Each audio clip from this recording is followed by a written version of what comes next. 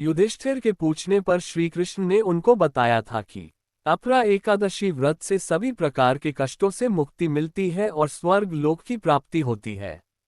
इस व्रत को करने वाले लोगों की सभी मनोकामनाएं जल्द पूर्ण होती हैं।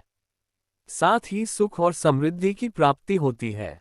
वैसे तो प्रत्येक एकादशी का अपना महत्व होता है, लेकिन अपरा एकादशी विशेष रूप से शुभ और लाभकारी मानी जाती है।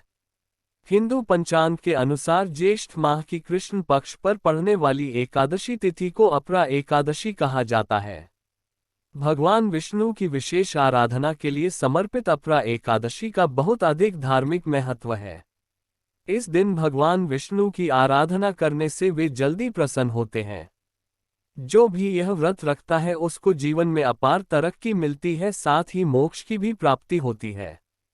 हिंदी में अपार शब्द का अर्थ असीमित है, क्योंकि इस व्रत को करने से व्यक्ति को असीमित धन की भी प्राप्ति होती है। इस कारण से ही इस एकादशी को अपरा एकादशी कहा जाता है। धार्मिक मान्यताओं के अनुसार प्राचीन काल में महीध्वज नामक एक धर्मात्मा राजा था। उसका छोटा भाई वज्रध्वज बड़ा ही क्रूर, अधर्मी तथा अन्यायी था। वह अपने बड़े भाई से द्वेष रखता था। उस पापी ने एक दिन रात्रि में अपने बड़े भाई की हत्या करके उसकी देह को एक जंगली पीपल के नीचे गाड़ दिया। इस अकाल मृत्यु से राजा प्रेतात्मा के रूप में उसी पीपल पर रहने लगा और अनेक उत्पात करने लगा। एक दिन अचानक धौम्य नामक ऋषि उधर से गुजरे। उन्होंने प्रेत को देखा और तपोबल से उसके अतीत को जान लिया। अपने तपोबल से प्रेत उत्पात का कारण समझा।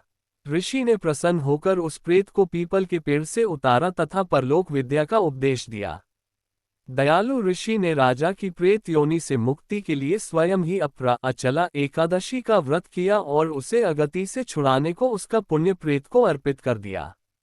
इस पुण्य के प्रभाव से राजा की प्रेत योनि से मुक्ति हो गई। वह ऋषि को धन्यवाद देता हुआ दिव्य देह धारण कर पुष्पक विमान में बैठकर स्वर्ग को चला गया। हे राजन, यह अपरा एकादशी की कथा मैंने लोकहित के लिए कही है। इसे पढ़ने अथवा सुनने से मनुष्य सब पापों से छूट जाता है।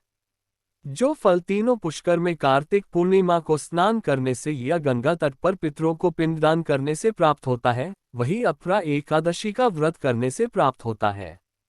मकर के सूर्य में प्रयागराज के स्नान से, शिवरात्रि का व्रत करने से, सिंह राशि के बृहस्पति में गोमती नदी के स्नान से, कुंभ में केदारनाथ के दर्शन या बद्रीनाथ के दर्शन, सूर्य ग्रहण में कुरुक्षेत्र के स्नान से, स्वर्ण दान करने से अथवा अर्थ प्रसूता गोदान से जो फल मिलता है, वही फल अपरा एकादशी के व्रत से मिलता है।